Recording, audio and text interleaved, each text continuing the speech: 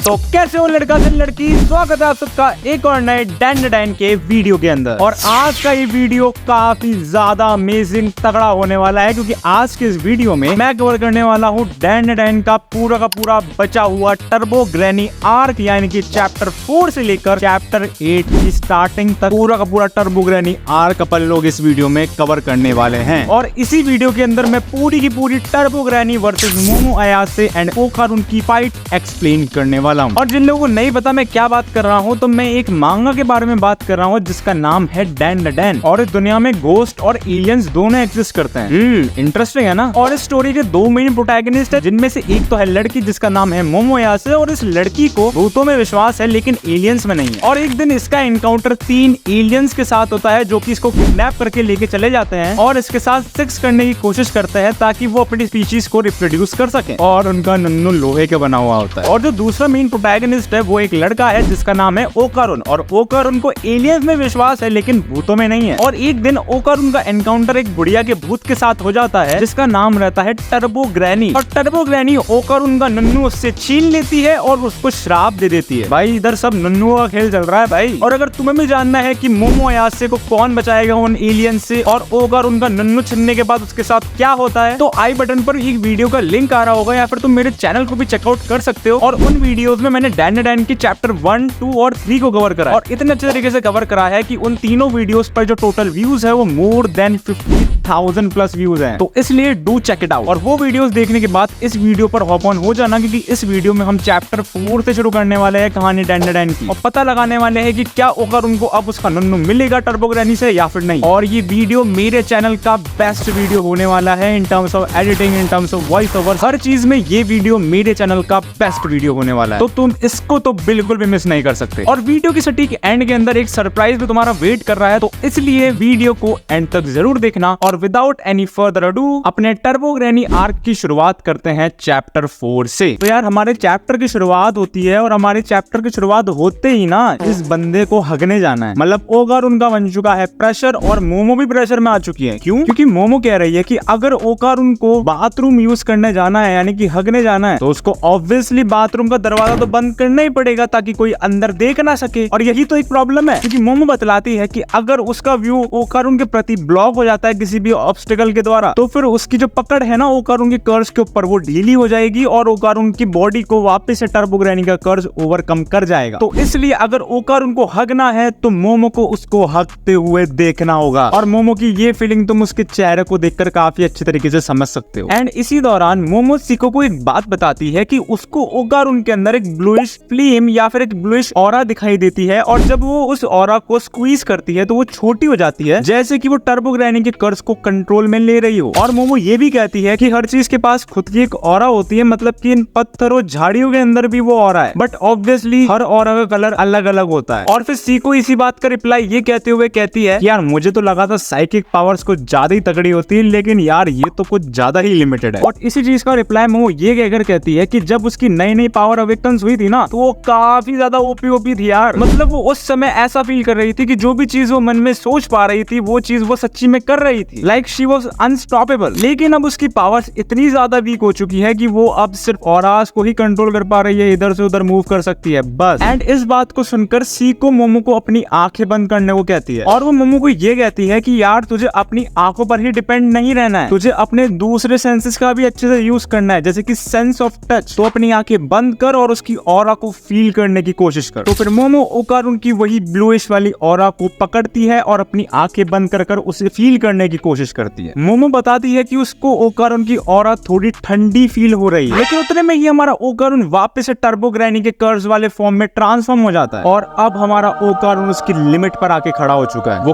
कभी भी हग सकता है, उसको किसी भी हालत में बाथरूम जाना ही होगा। और फिर ओकारुन को ऐसी हालत में देखने के बाद सीको मोमो को ये बोलती है कि भाई अब क्या करे, उसका मल अब अंदर घूमने लग गया, मतलब यार क्या हो रही है। एंड फिर ओकारुन जोर से बाथरूम की तरफ भागता है एंड मोमो और सीको भी उसके पीछे भागती है। एंड मोमो तो ये कह रही होती है कि भाई तेरी हिम्मत कैसे हुई मेरे घर के बाथरूम में हगने के बारे में सोचने की। अरे यार। और फिर ओकारुन ये बोलता है कि भाई कछुए का मुंह कभी भी बाहर निकल सकता है। अरे यार। एंड फिर फाइनली हमें वो पैनल दिखाया जाता है जिसके अंदर ओकारुन हग रहा है एंड मोमो उसको हगते हुए देख रही है। और भाई ओकारुन तो शर्म के अंदर डूब रखा रखा है इतना भाई, लिटरली बता रहा हूँ। मतलब वो बोलता है कि पहले एलियंस, फिर उसके बाद ये घोस्ट, और अब ये चीज, ये तो बहुत ज्यादा ही हो गया यार। ओकार उनके इस दर्द के लिए तो एक लाइक जरूर बनता है। एंड फिर इस मोमेंट पे मोमो की दादी यानी कि सेको मोमो से ये बोलती है कि मोमो तू कुछ कह रही थी कि तेरी पावर जब फर्स्ट टाइम अवेकन हुई थी वो कुछ ज्यादा ही तुझे अनस्टॉपेबल जैसा फील करवा रही थी। एंड फिर सेको बोलती है कि शायद वो तेरी नेचुरल पावर्स थी और किसी वजह से वो अब सील हो चुकी हैं। और फिर सेको यही बोलती है कि भाई अगर तुझे अपनी पावर्स को अनलीश करना है तो तुझे ट्रेनिंग करनी पड़ेगी ताकि तेरी पावर जो है बिट बाय बिट अनलॉक होती जाए। लेकिन सडनली मोमो नोटिस करती है कि उसकी दादी जी के नाक से खून आ रहा है, यानी कि नोज ब्लीड हो रही है उनको। मोमो अपनी दादी से पूछते कि भाई दादी आपकी नोज ब्लीड क्यों निकल रही है, सब कुछ ठीक है? और जैसे ही वो ओकार उनकी तरफ देखती है तो उसे टर्बो ग्रैनी दिखाई देती है जो कि बाथरूम से उसे देख रही है। ब्रो ये पैनल थोड़ा सही था। एंड टर्बो ग्रैनी को ऐसे अचानक से देखकर मोमो काफी शॉक हो जाती है और यही चीज वो अपनी ग्रैंडमा को बताने की कोशिश करती है, लेकिन ग्रैंडमा तो गियो नहीं मतलब टर्बो ग्रैनी बताती है कि अभी के टाइम पर समय सिर्फ मोमो और टर्बो ग्रैनी के लिए ही चल रहा है, बाकी सबके लिए समय रुक चुका है। एंड फिर मोमो कहती है कि भाई बुढ़िया तूने मेरी ग्रैंडमा के साथ आखिर क्या चीज करी? तो टर्बो ग्रैनी बोलती है हार्ट अटैक या स्ट्रोक, ले चल मैं तुझे ही डिसाइड करने को बोलती हूँ कि आज तेरी ग्रैंडमा मरेगी कैसे। बुढ़िया बड़ी तेज हो रही है। एंड फिर टर्बो ग्रैनी कहती है कि मेरा जो कर्ज है वो इन्फेक्शियस है और अगर मेरे काम में कोई दखल अंदाजी देगा तो मैं उसको सीधा सीधा जान से मार दूं। ज्यादा शानी मत बन, तेरे पास कोई समय रहना नहीं है ट्रेनिंग के लिए। आज रात ही तुम लोग टनल पे आओ वरना इस लड़के के आसपास वाले सारे लोगों को जान से मार दूंगी, ठीक है ना? आज रात हवेली पे आना, हाँ मतलब टनल पे आना। एंड फिर टर्बो ग्रैनी वहां से चली जाती है एंड समय वापस से सबके लिए शुरू हो जाता है। हमें दिखाया जाता है कि सीको के साथ साथ अब ओकार उनकी भी नोज ब्लीड हो रही है। एंड सीको तो आते यही पूछती है कि भाई मोमो क्या कांड हुआ, मुझे सारी बात बता। एंड उसके बाद सीन शिफ्ट होता है और हमें दिखाई जाती है सीको जो कि कुछ तरीके का रिचुअल कर रही है ओकारुन और मोमो के ऊपर। और इन दोनों ने जो कपड़े पहन रखे हैं ना, ये एक स्पिरिट मीडियम की बुलेट प्रूफ वेस्ट है जिसको सीको मना करती है कि भाई कुछ भी हो जाए ना ये उतरनी नहीं चाहिए, पहने रहना इसको। एंड फिर सीको बोलती है कि भाई तुम दोनों ने तो कोई ट्रेनिंग करी नहीं है, अभी भी तुम छज्जे लेवल पे हो बिल्कुल, और तुम इस लेवल पे एक शेर के मुंह में हाथ डालने जा रहे हो, तो कोई बेवकूफी मत करना वरना सीधे सीधे मारे जाओगे तुम जान से। एंड फिर वही पुरानी साइकिल चलती जिसके अंदर मोमो बोलते कि नहीं हमने एलियंस को भी हराया है, हम काफी स्ट्रॉन्ग है। और फिर सीको बोलते कि एलियंस यदि कोई चीज नहीं होती। इसी बात पर इनकी थोड़ी बहस भी हो जाती है कि मोमो मेरी कोई बात नहीं मानती बचपन से। फिर मोमो कहती है कि चल बुढ़िया हट, मुझे लेक्चर मत दे। लेकिन जाते जाते मोमो को दादी जी एक प्यारा सा हार्ट वार्मिंग हग देती है और बोलती है मरना नहीं मेरी बच्ची। और फिर ये दोनों वहां से निकल जाते हैं अपनी नई नवेली साइकिल के ऊपर टर्बो ग्रैनी को हराने के लिए। लेकिन बाद में पता चलता है कि इन्होंने ट्रेन पकड़ ली है क्योंकि मोमो कह रही है कि टनल जो है ना टर्बो ग्रैनी का वो काफी ज्यादा दूर है और अगर हम उधर साइकिल पे जाने की कोशिश करेंगे ना तो भाई हमारी एनर्जी वैसे ही डाउन हो जाएगी उधर पहुंचते पहुंचते, इसलिए अपन ट्रेन से जा रहे हैं चोमू। एंड फिर मोमो कहती है कि उस बुढ़िया ने मेरी ग्रैंडमा को हर्ट करा है और ये जो उसने पाप करा है ना उसकी कह कर लूंगी मैं अब, सीधी सी बात। एंड फिर फाइनली हमें दिखाया जाता है कि टर्बो ग्रैनी के टनल के बाहर पहुंच चुके हैं हमारे दोनों के दोनों मेन प्रोटैगनिस्ट। अभी तो ये लोग टनल के बाहर ही पहुंचे और उसमें इनकी फटके हाथ में आ चुकी है और इसलिए ये लोग इसी बात पर लड़ रहे होते हैं कि टनल के अंदर पहले कौन जाएगा। लेकिन फिर ये लोग बाद में यही डिसाइड करते हैं कि चलो ठीक है भैया दोनों साथ में ही चलते हैं अंदर तो वो ज्यादा बेटर रहेगा। एंड फिर टनल के अंदर एंटर होते ही ओकारुन मोमो को वापस से पूरा प्लान बताता है कि कैसे उनको टर्बो ग्रैनी को शोनु सिटी के बाहर लाना है और उसे बाउंड स्पिरिट से दूर करना है। एंड मोमो काफी ज्यादा कॉन्फिडेंट रहती है कि यार अपन ने बड़े बड़े फ्लैट फुट मॉन्स्टर जैसे एलियन को हराया है तो टर्बो ग्रैनी जैसी बुढ़िया अपन का क्या ही बिगाड़ लेगी यार। टर्बो ग्रैनी कौन से खेत की मूली ले आ गई तेरी मूली। और इतनी बड़ी टर्बो ग्रैनी को देखकर ओकारुन काफी ज्यादा घबरा जाता है तो मोमो से शांत कराती है कि भाई तू टेंशन मत ले, अगर अपन अपने प्लान के हिसाब से चलेंगे ना तो बिल्कुल सब कुछ बढ़िया होगा, अपन को तो इसे बस सिटी के बाहर ही निकालना है। लेकिन ओकारुन उतने में ही बहुत जोर से चिल्लाता है और जैसे ही मोमो आगे की तरफ देखती है तो उसे दिखाई देता है कि टर्बो ग्रैनी घिस घिस कर उनके पास आ रही है और सिर्फ आगे से नहीं पीछे से भी एक और टर्बो ग्रैनी आ रही है। एंड इसी मोमेंट पर मोमो ओकारुन के बैग से सारे के सारे बेसबॉल बैट निकालती है और उनके अंदर अपनी साइकिक पावर को इन्फ्यूज करके टर्बो ग्रैनी के ऊपर फेंकती है। लेकिन हमारी बुढ़िया तो सबकी दादी जी है, वो इतनी सुंदर सुंदर सी आंखें खोलती है और सारे बेसबॉल बैट्स को चबा डालती है। राइटर साहब इतने अच्छे अच्छे पैनल्स मत दिखाया करो हमको यार, दिल आ जाएगा हमारा दादी। तो अब देखो बेसबॉल बैट वाला अटैक तो फ्लॉप हो गया मोमो का। तो अब ओकारुन मोमो को बोलता है कि यार तू तो ऐसा कर मेरा कर्ज रिलीज कर, मैं लड़ूंगा। तो मोमो ओकारुन का कर्ज रिलीज करती है एंड फिर ओकारुन वापस से अपने टर्बो ग्रैनी वाले फॉर्म में ट्रांसफॉर्म हो जाता है। एंड ऑब्वियसली इस फॉर्म में ट्रांसफॉर्म होने के बाद जैसे वो नेगेटिव बातें करता है वैसे ही वो अजीब सी बातें करने लग जाता है। लेकिन उतने में ही हमें ये दिखाया जाता है कि ओकारुन वापस से अपने नॉर्मल फॉर्म में आ चुका है और पीछे से टर्बो ग्रैनी बोलती है कि उसने ओकारुन को उसका थिंगी यानी कि उसका डिक्की वापस से उसको दे दिया है। मतलब कि अब ओकारुन से टर्बो ग्रैनी का कर्ज उठ चुका है, चला चुका है। और मोमो ये नोटिस करती है कि ओकारुन के अंदर की जो ब्लूइश ऑरा है वो धीरे धीरे छोटी हो रही है। और टर्बो ग्रैनी काफी ज्यादा सरप्राइज थी कि ओकारुन उसकी कर्ज की पावर का इतना अच्छे तरीके से यूज कर रहा है। और टर्बो ग्रैनी ओकारुन को उसकी कर्ज की पावर का यूज करके ऐसे ही थोड़ी ना खेलने देगी, एटलीस्ट उसके सामने तो नहीं, क्योंकि हमारी बुढ़िया तो हरामी है। एंड फिर टर्बो ग्रैनी अपना बड़ा सा मुंह खोलती है एंड मोमो और ओकारुन को एक ही बारी में निगलने वाली होती है। लेकिन उतने में ही मोमो को सीको की वो वाली बात याद आती है जिसके अंदर सीको बता रही होती है कि अगर तुम टर्बो ग्रैनी को रेस में हरा दोगे तो तुम जो चाहे वो बोलो, टर्बो ग्रैनी तुम्हारा हर कहना मानेगी। एंड फिर उतने में मोमो कहती है तुझे डर लगता है ना कि अगर पैरों की बात हो तो हम तुझसे ज्यादा तेज हैं, और तेरा नाम तो टर्बो ग्रैनी है ना, तो मुझे नहीं लगता कि तू एक स्पीड के कॉन्टेस्ट के लिए मना करेगी। और अगर तू सच्ची में ही एक टर्बो ग्रैनी है तो अपनी टर्बो दिखा और हमें एक गेम ऑफ स्पीड में हरा कर दिखा। तो टर्बो ग्रैनी रुक जाती है और अपने नॉर्मल फॉर्म में वापस आ जाती है। एंड फिर टर्बो ग्रैनी मोमो को बोलती है कि अबे छोरी अपना मुंह थोड़ा ना कम चला, जब बात पैरों की हो ना तो मुझे कोई भी नहीं हरा सकता। एंड फिर टर्बो ग्रैनी मोमो का ये चैलेंज एक्सेप्ट कर लेती है। एंड फिर टर्बो ग्रैनी ये पूछती है मोमो से कि भाई कम से कम मुझे रूल्स और गोल्स तो बता इस चीज के। एंड फिर मोमो बोलती है कि भाई बुढ़िया कोई गोल्स नहीं है इस गेम के, तुझे बस हमारे साथ पकड़म पकड़ाई खेलनी है और अगर तू हमें पकड़ लेगी तो तू जीत जाएगी। और तुझे बस एक रूल ध्यान रखना है कि तुझे 10 मिनट तक गिनती गिननी है जब तक हम लोग यहाँ से भाग जाएंगे, एंड फिर तुझे हमें पकड़ने की कोशिश करनी है। और अगर बुढ़िया तूने ये रूल तोड़ा तो तू हिस्ट्री की सबसे बड़ी शिटिएस्ट योकाई कहलाई जाएगी, तो चीटिंग मत करना।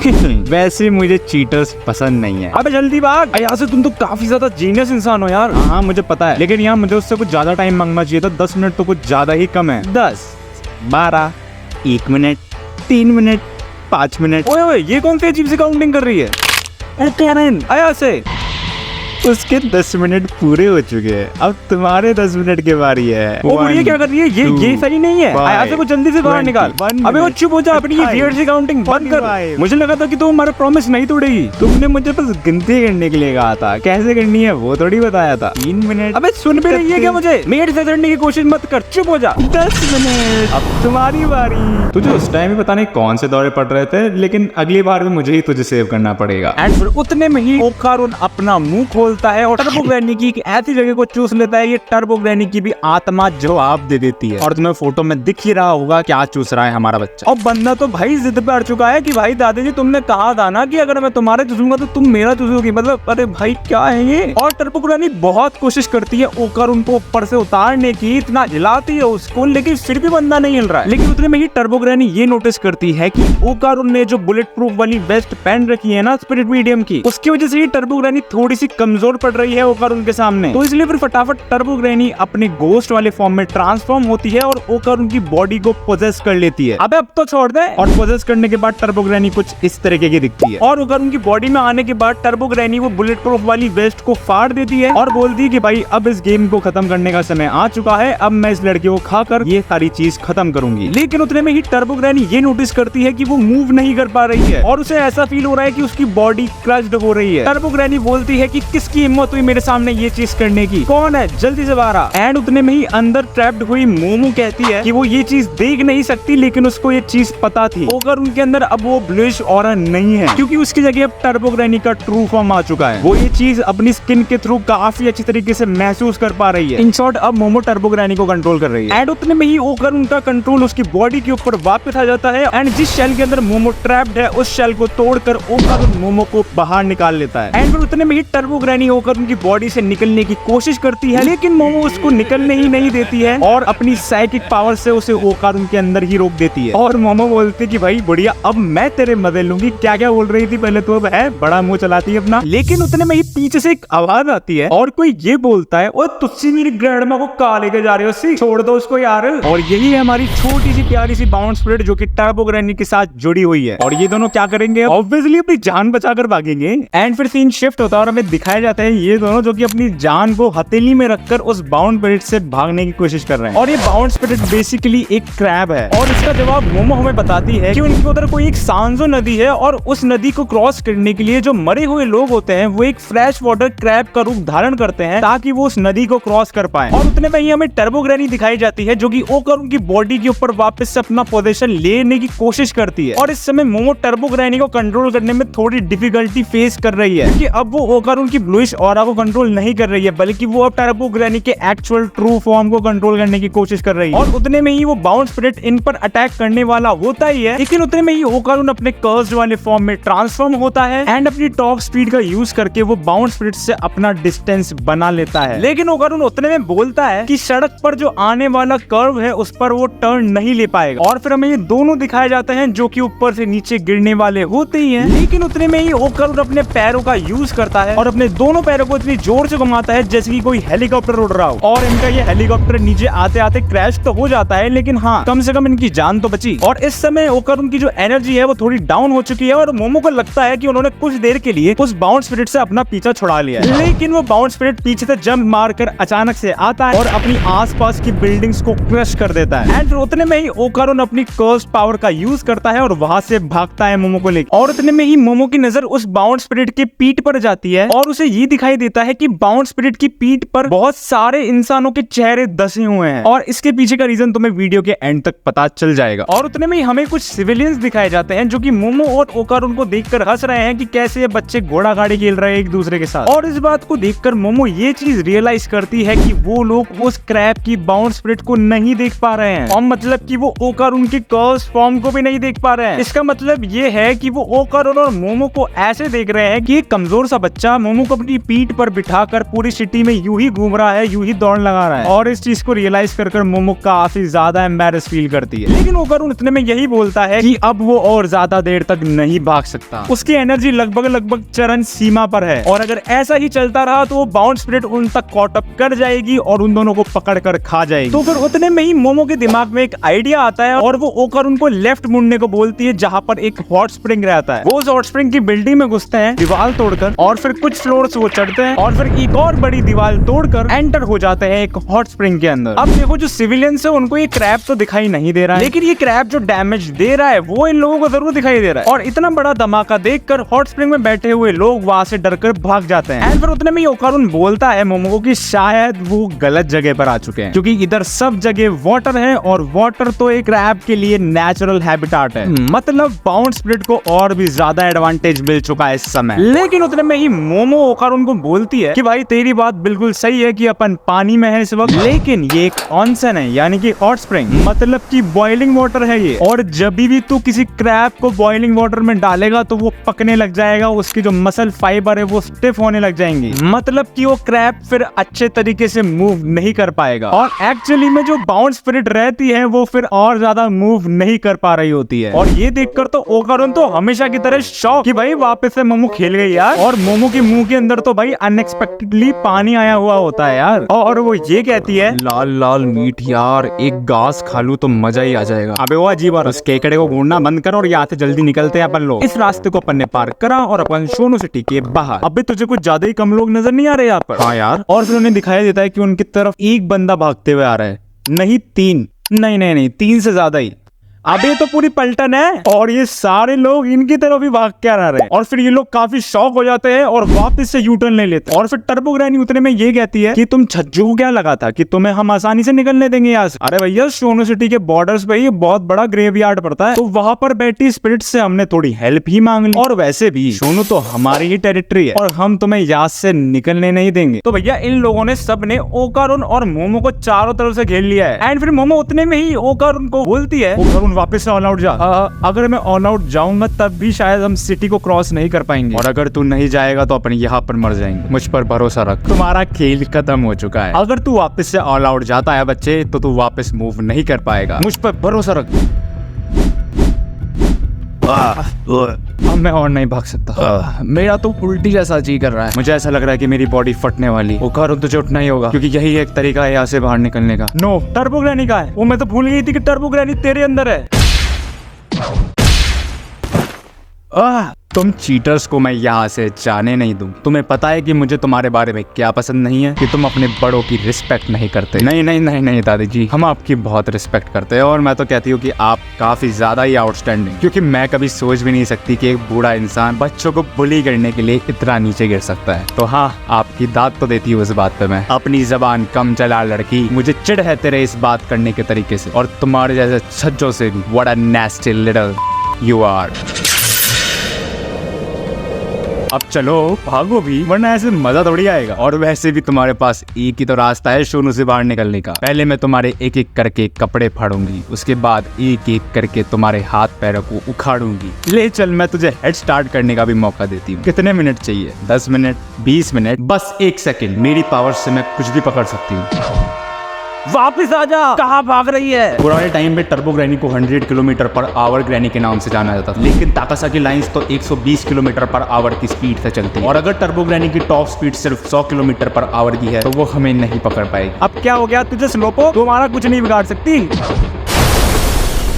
अबे गधी, कोई ट्रेन उसकी टॉप स्पीड पर हमेशा तो नहीं रह सकती ना, क्योंकि उसे टर्न होते समय तो कभी ना कभी स्लो होना ही पड़ेगा। लेकिन मेरी स्पीड तो हमेशा 100 किलोमीटर पर रह सकती है, क्योंकि मैं तो सबसे फास्टेस्ट ग्रैनी हूँ ना। और मैं तुझे यहाँ से भागने नहीं दूंगी। मुझे भागने नहीं देगी? ये तो मुझे कहना चाहिए। ग्रैंड माँ सही कह रही थी कि अगर हम तुझसे रेस में आगे निकल जाएंगे तो तू हमें फॉलो करेगी। एंड तूने करा सिटी के एंड तक। आपका स्वागत है कामिकुश सिटी में। अपनी पावर का यूज करना बंद कर। दादी, मुझे कहना तो पड़ेगा कि तूने अपने टाइम पर बहुत आतंक मचाया है, और मैं तो सोच भी नहीं सकती कि तुझे कोई हेड टू हेड बैटल में हरा भी सकता है। लेकिन ये गेम मेरा है।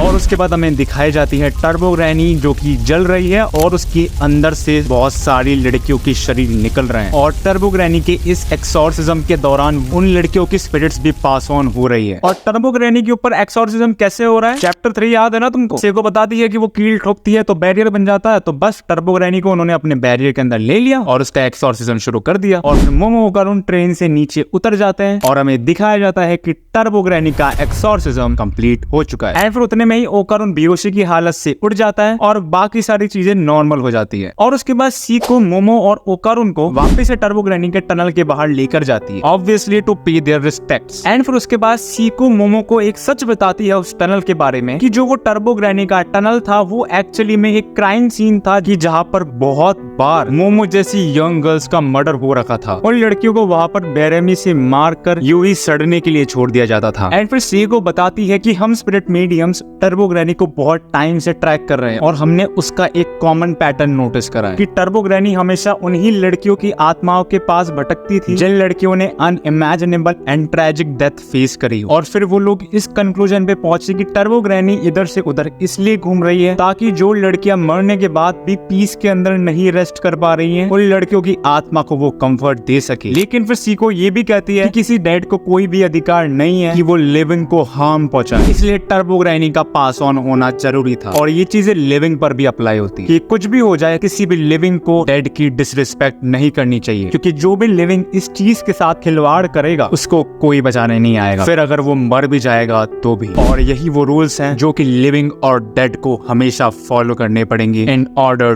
To coexist. और मैं खुश हूँ कि तुम दोनों सही सलामत हो। और इसी के साथ डैन डैन का टर्बो ग्रैनी आर्क समाप्त होता है। होप करता हूँ तुम्हें ये वीडियो पसंद आया होगा, क्योंकि लिटरली मेरी 10 दिन से भी ज्यादा की मेहनत इस सिंगल वीडियो में लगी है और वो तुम्हें दिख ही गया होगा अगर अभी तक तुमने ये वीडियो देखा है मेरा। तो इसलिए अभी तक ये वीडियो देखा है तो प्लीज लाइक कर देना, चैनल पे नए हो तो जल्दी से सब्सक्राइब कर दो और कमेंट भी करना कि कैसा लगा तुम्हें ये वीडियो, और शेयर करना मत भूलना, क्योंकि अगर तुम ये चीज करते हो तो ये वीडियो और भी ज्यादा बड़ी ऑडियंस तक पहुंचेगा, और अगर नहीं करोगे तो ये वीडियो बहुत जल्दी डेड भी हो जाएगा। तो इसलिए प्लीज इस वीडियो पर अपना सपोर्ट जरूर से दिखाना। और हाँ, किसी एक बंदे की बहुत खतरनाक चीजें हो चुकी हैं तो इसलिए एक बार ये चीज जरूर देखो।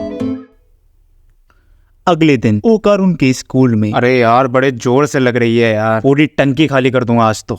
हैं? लेकिन मेरी चीजें तो वापस आ गई थी ना मेरे पास, पर मेरी गेंदें कहाँ है? ओकारुन ने अपनी मर्दानी वापस खो दी है। क्या?